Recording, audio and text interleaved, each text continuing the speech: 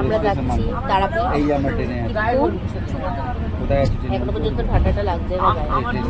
এই অবস্থায় এইভাবে যেতে পারি একটু আরামে যেতে পারবো, কিন্তু জানি না কখন যেতে পারবো। রাত বাড়তে বাড়তে ঠান্ডাও বাড়বে, তখন মনে হচ্ছে সোয়েটারটা পরতেই হবে।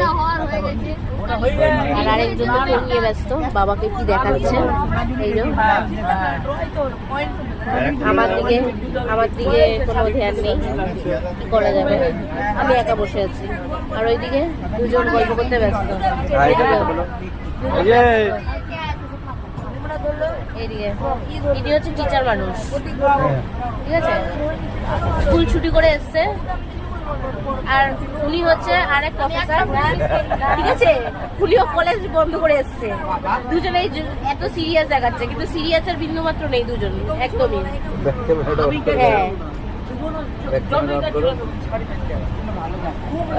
আমার ফোনে ব্যাক ক্যামেরা হয় না, নেই বলে ওটা ইচ্ছা করে